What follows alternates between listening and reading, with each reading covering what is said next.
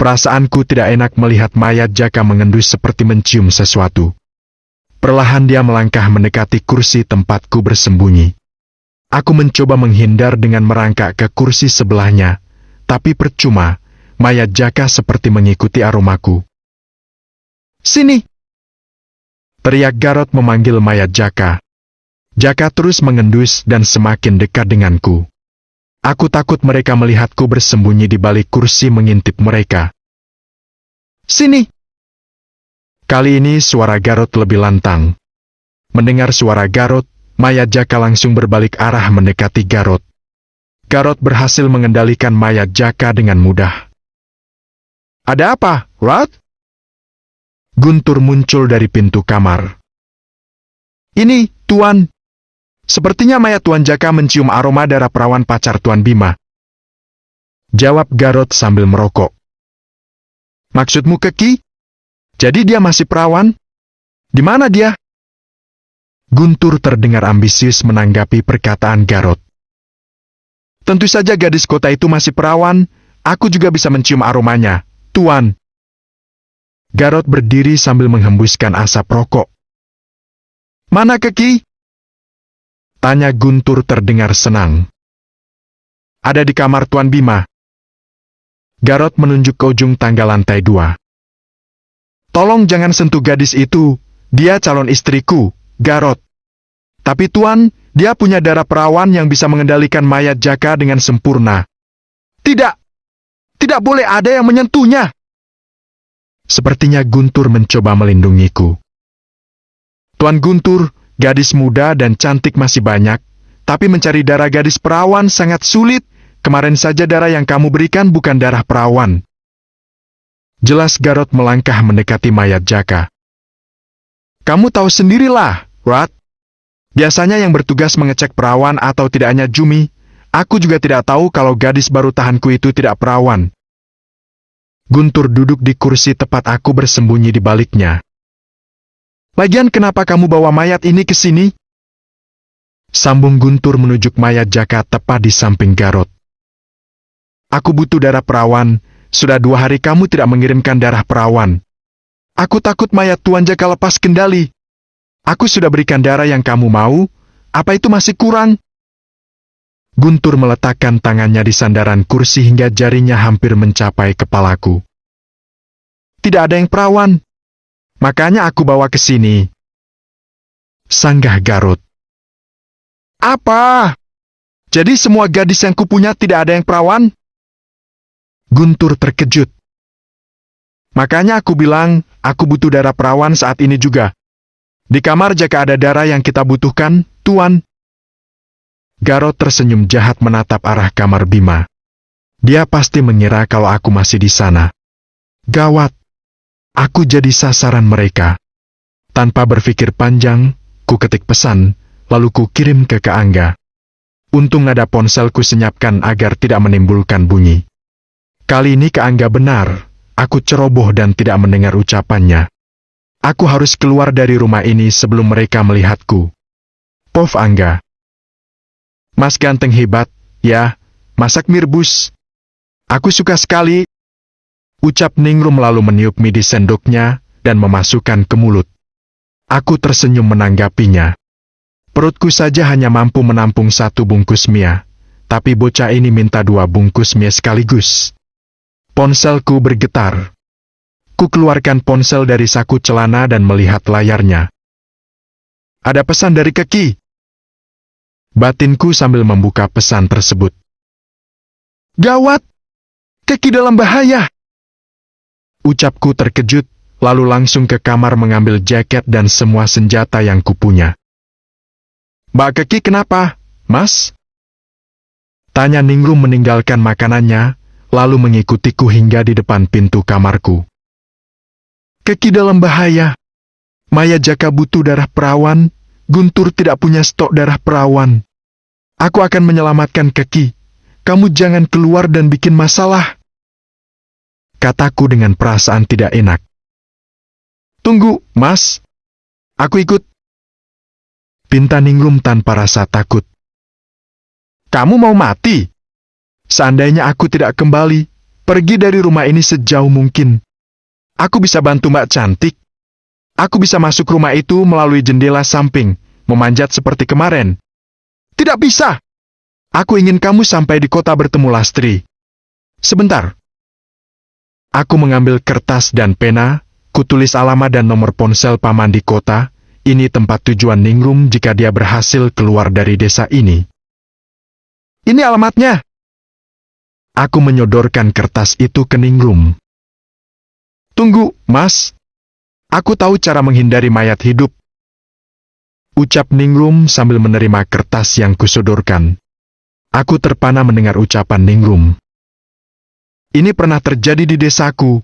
Saat itu aku pernah saksikan seorang dukun berhasil membangkitkan mayat untuk menakuti warga. Bawang putih cara menghindari agar tidak dihisap mayat? Seperti Dracula di film yang pernah kutonton, Mas. Kamu yakin? Apa gunanya aku bohong?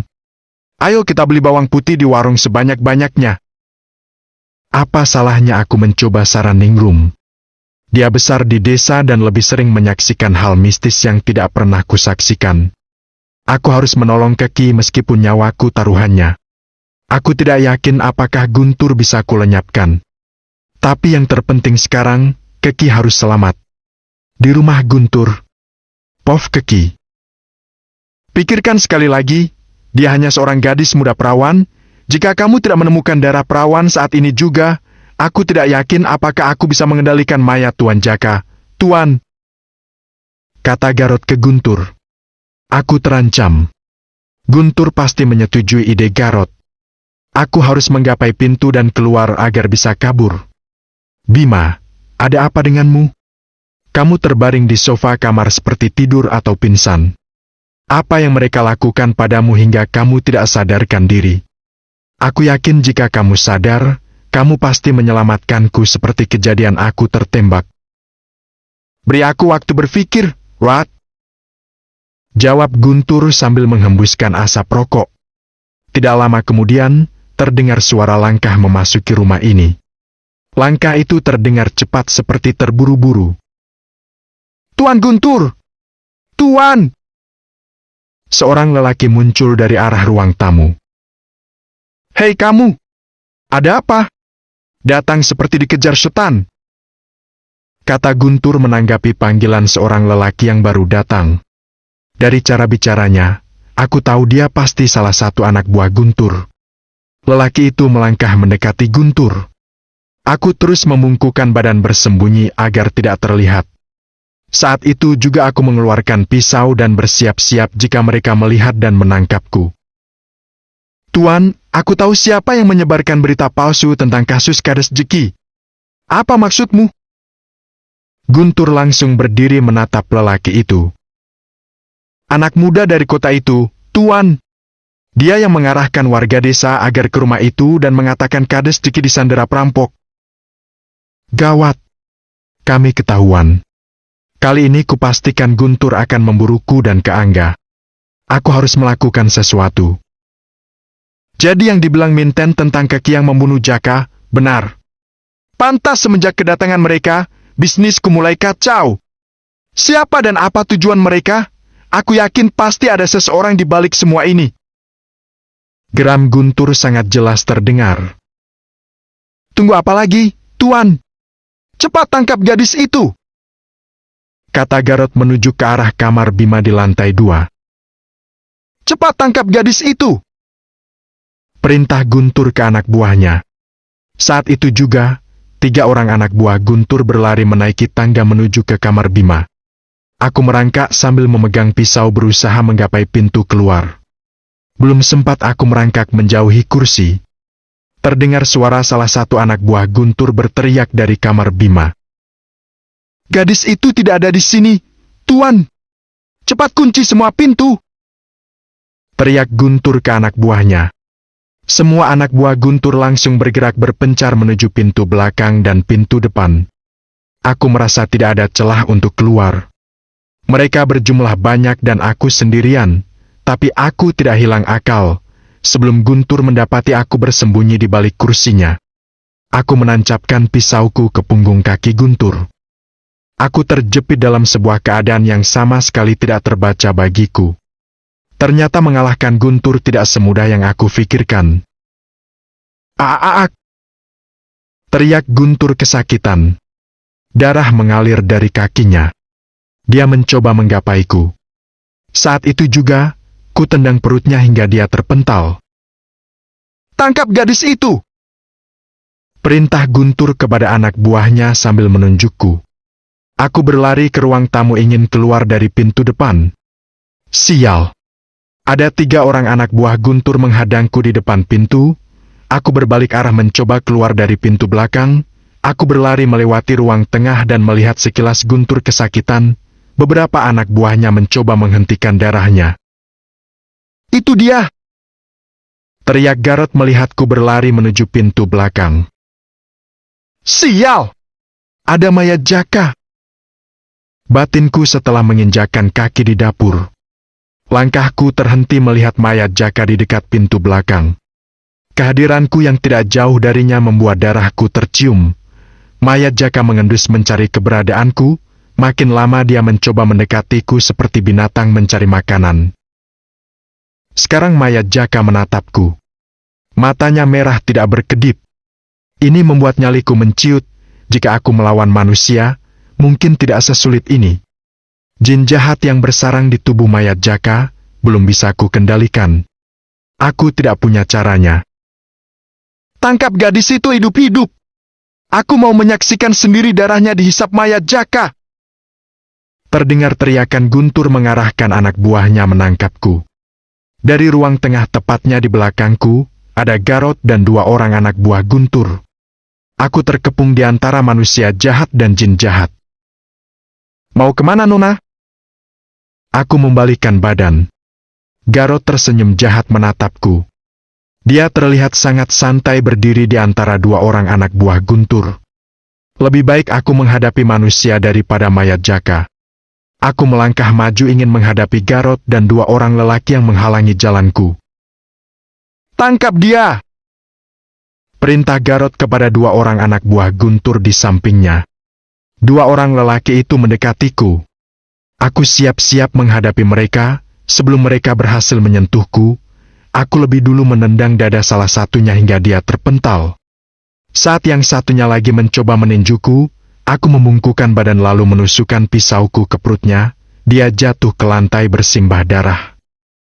Mayat Jaka mencium aroma darah anak buah Guntur.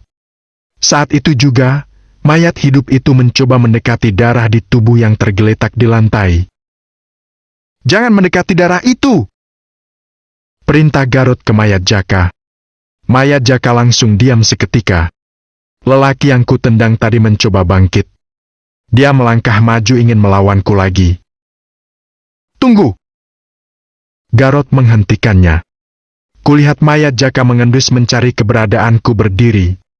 Dari caranya, sepertinya mayat Jaka tidak melihatku, hanya aroma darahku yang menunjukkan di mana posisiku berdiri. Itulah yang kubaca dari gerak mayat Jaka. Garot semakin mendekat.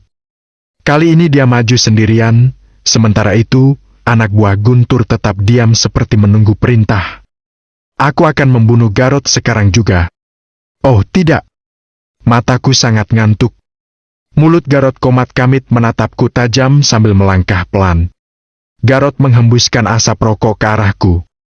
Meskipun asap itu tidak sepenuhnya menyelimutimu, tapi membuat mataku semakin mengantuk. Aku mencoba melawan kantukku.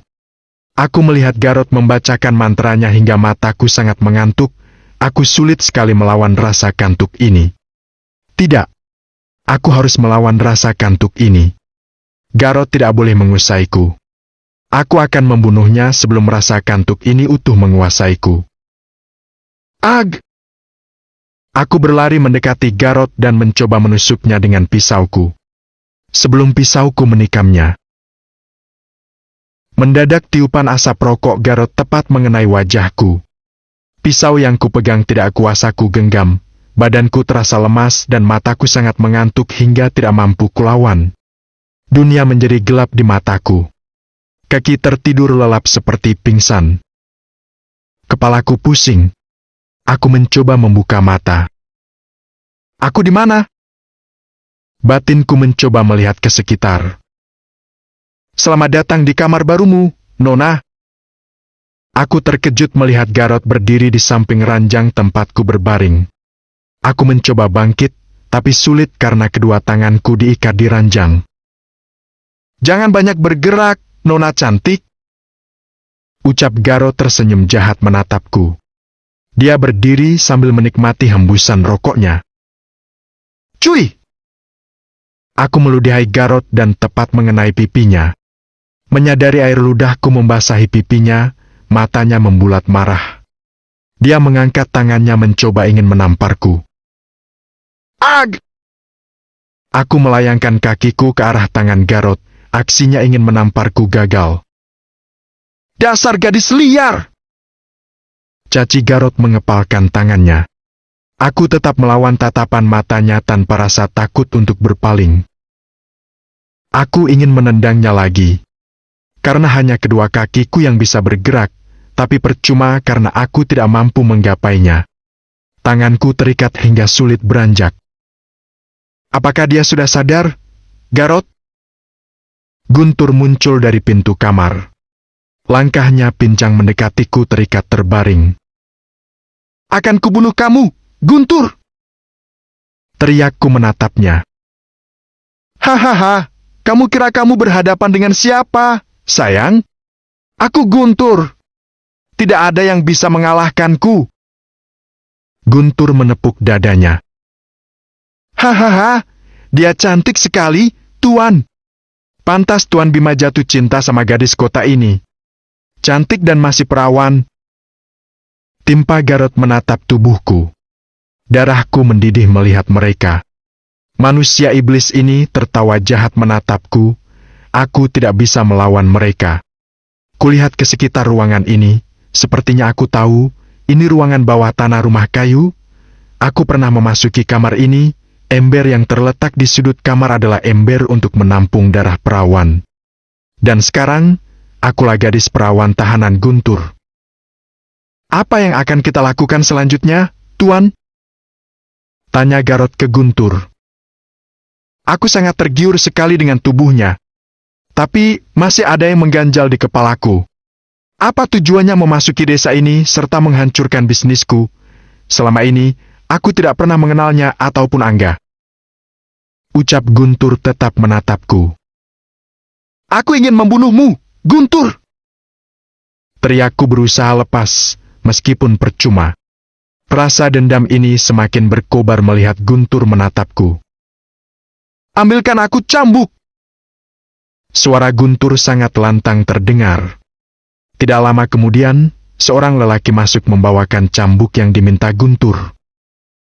Ini Tuan, ucap anak buah Guntur. Setelah cambuk itu berpindah tangan, anak buahnya langsung keluar dari kamar. Guntur menatap tajam kepadaku. Dia mengangkat tangan kanannya yang memegang cambuk. Aku kesakitan. Cambuk itu melayang di tubuhku.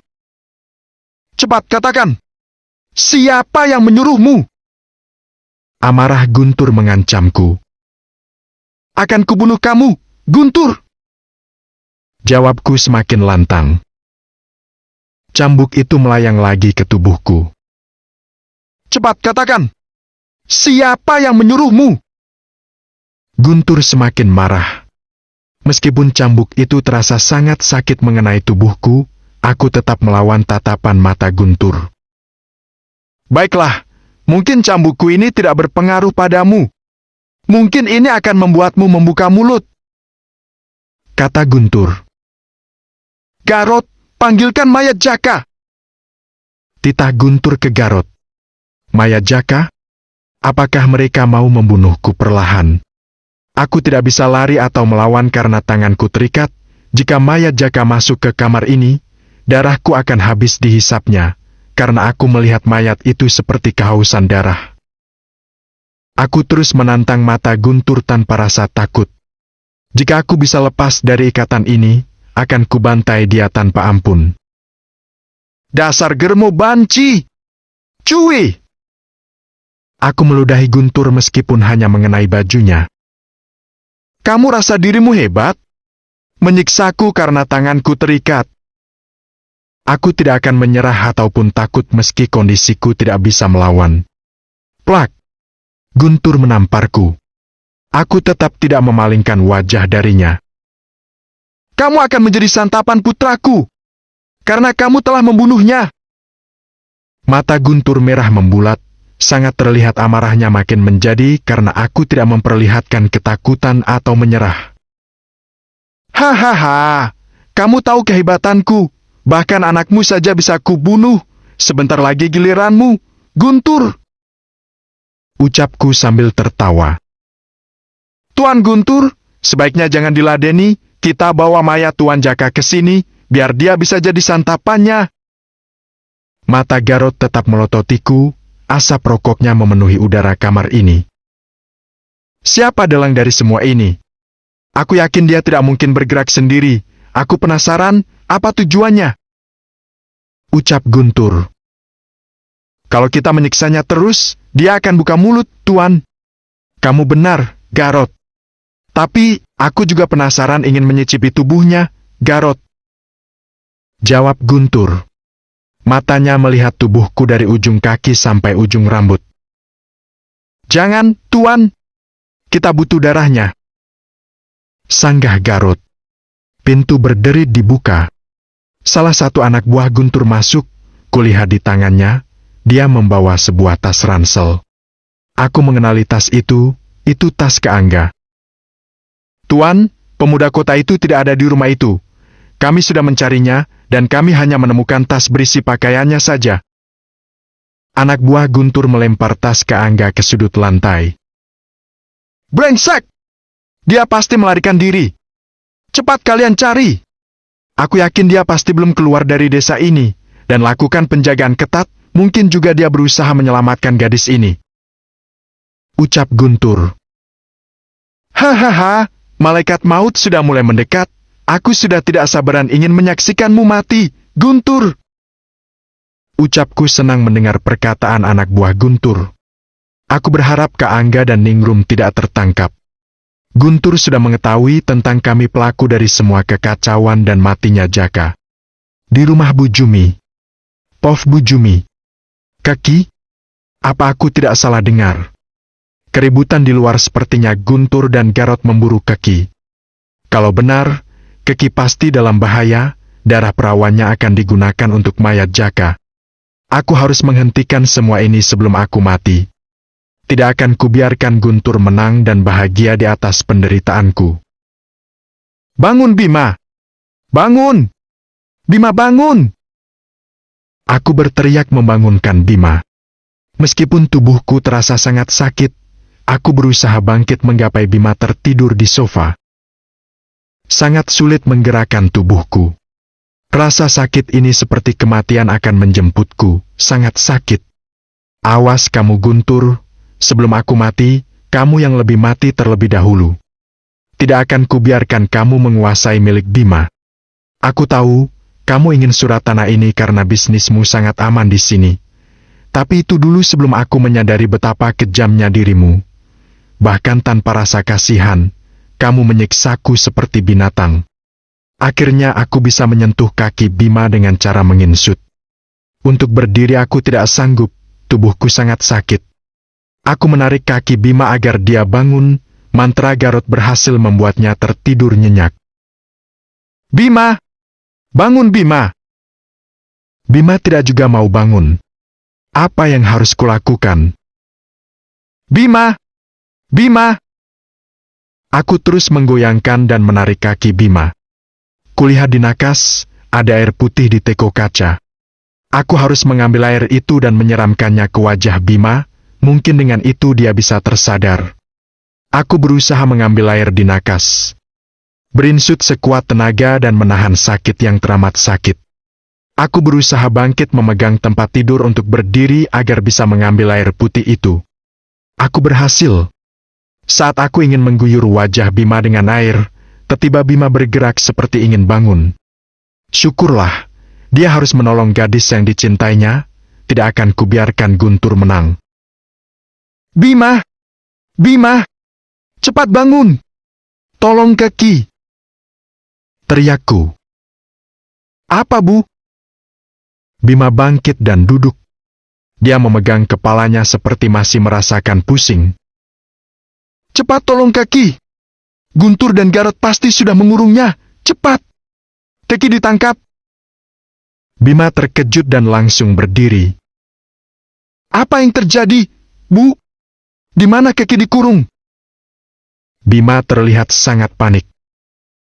Tenang Bima. Kita harus menyusun rencana. Kamu tidak boleh terlihat seperti berpihak kepadaku atau Keki. Kalau tidak, Guntur bisa membunuhmu. Ucapku agar Bima bisa menghancurkan Guntur. Bagaimana caranya, Ibu? Garot membuatku di luar kendali. Bunuh Garot terlebih dahulu. Suaraku lantang dan membuat kami saling bertatapan. Di halaman samping rumah Bu Jumi. Pov Angga. Sebaiknya kamu tunggu di sini saja. Jika ada sesuatu, kamu bisa lari menyelamatkan diri. Ucapku ke Ningrum bersembunyi di balik pohon di halaman samping rumah Bu Jumi. Tidak bisa. Aku ikut masuk. Mbak Keki pasti butuh kita, Mas. Sanggah Ningrum. Kamu mau mati? Yang kita hadapi bukan saja manusia, tapi mayat hidup. Aku sudah mengalungkan bawang putih di leherku. Mayat itu tidak akan menyentuhku. Ningrum percaya diri sekali berbicara. Mungkin benar, bawang putih ini bisa membuat mayat itu tidak menyentuh kami. Lagian aku juga butuh Ningrum untuk menunjukkan jalan masuk selain melalui pintu rumah kayu menuju ruang bawah tanah. Ningrum pernah beberapa kali keluar masuk lorong bawah tanah itu dengan selamat, termasuk saat mencuri bersama Keki. Aku tidak bisa mencegah Ningrum. Kami mulai memanjat dinding samping dan berusaha menggapai jendela agar bisa masuk. Entah apa yang terjadi dengan Keki, aku harus menyelamatkannya. Hati-hati, Mas. Kalau tidak mahir manjat, kamu bakalan jatuh. Ucap Ningrum. Bocah ini seperti meragukan kemampuanku memanjat. Kuakui dia lebih lincah dariku, tapi bukan berarti aku tidak bisa. Aku hanya tersenyum kecil menanggapinya. Ningrum berhasil masuk duluan. Aku masih di pertengahan dinding dan terus berusaha menggapai jendela. Cepat, Mas! Bisik Ningrum. Ningrum sudah berdiri di dalam jendela lantai 2, dia berusaha mengulurkan tangan menungguku. Aku berusaha mencari pertahanan kakiku agar tidak terjatuh. Sekarang tanganku sudah memegang konsen bawah jendela. Periksa semua rumah! Anak kota itu harus ditangkap! Terdengar suara seseorang dari bawah. Mas! Banyak orang di bawah! Bisik Ningrum menuju ke halaman samping, lalu dia beranjak dari jendela untuk bersembunyi. Aku menoleh ke bawah. Ada sekitar 5 orang berkeliaran. Dari suara yang terdengar, mereka pasti mencariku. Aku harus secepatnya masuk sebelum mereka menyadari aku memanjat jendela lantai 2. Tuan Guntur menjanjikan uang banyak jika kita berhasil menangkap pemuda kota itu. Ayo kita cari dan tangkap. Aku tidak sabaran ingin dapat imbalan dari Tuan Guntur.